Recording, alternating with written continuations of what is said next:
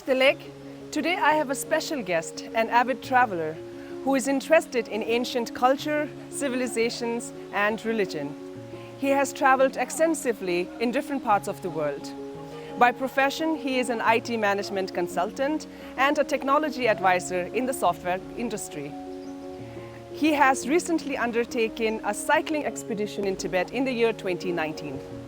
Let us see Tibet today through the eyes of Subhamoy Ghosh.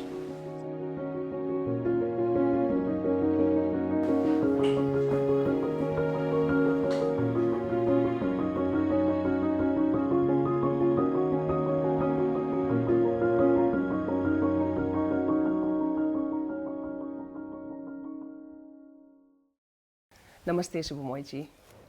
Tilak, Ms. Jamie, I am honored to present myself in your Tibettv platform. Thank you for the opportunity. Thank you, thank you. We are very honored to have you with us. So, Subhamoy ji, Tibet is currently a country that is not an easy place to travel to, and not an easy place to travel freely in, and Right. Due to heavy travel restrictions. And you have traveled to Tibet, and foreigners hardly get to see Tibet, and foreigners are hardly given access to Tibet, let alone exploring the country.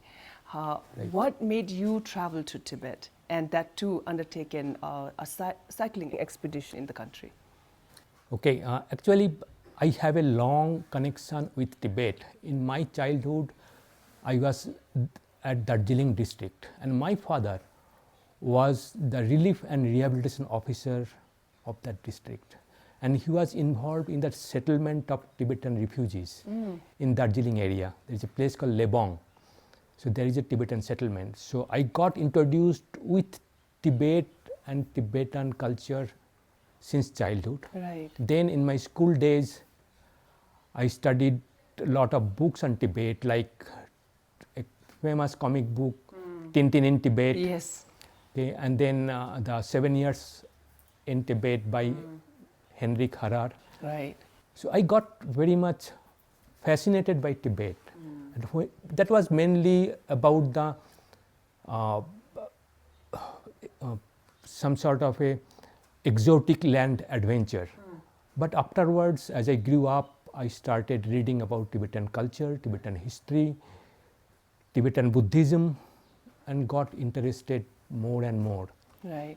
How easy was it for you to travel to Tibet in terms of documents, formalities, and how easy or difficult was the expedition? It was difficult. It was difficult. I was trying to visit Tibet for a long time, but I was not getting permission as a single person to travel in Tibet. Oh, you were trying for a long time? I'm trying for a long time. There was opportunity to visit Tibet as a normal tourist, where I can join in a package tour. Oh, yeah. They will take place to place in a specific route with a liaison officer who will accompany us all the time. So it's some sort of a, what can I say, that I will see what they want to show me, all the tourist places. I was not interested. I was interested to see the Tibet from inside, to meet common people, to understand the pulse of people. You need to meet the common people. So I was looking for opportunity where I can go alone or where I can get a permission to go inside. Then I realized that cycling is the best way to visit. So I tried to organize a trip with cycling, but I was not getting getting people who are interested to join me in that cycle tour. Where it's very expensive. So somehow in 2019, I got the permission about the cycle expedition in Tibet. Yeah. How long was the cycle expedition for?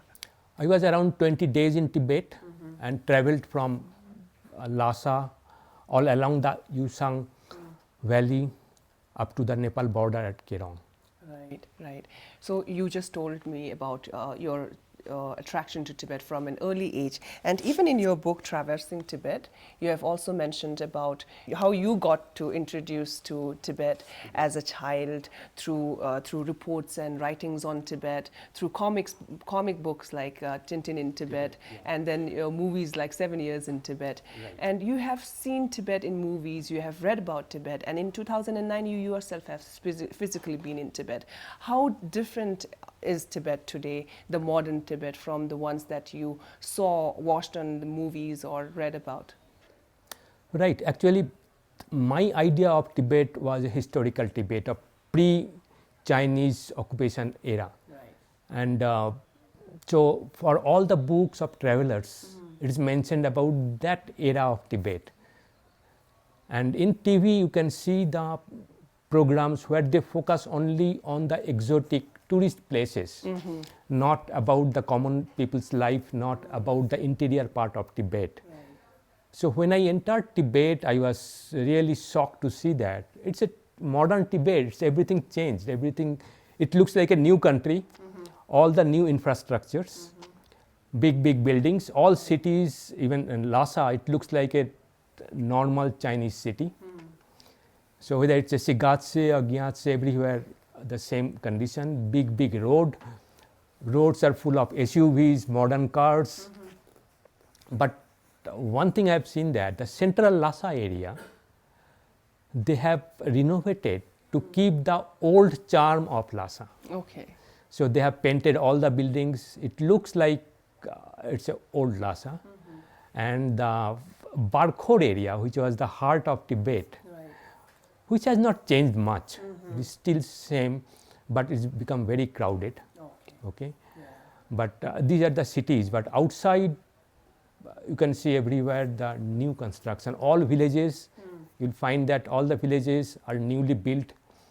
There is a central area, shopping area, new houses, and everybody is stuck in those small fixed areas. Right.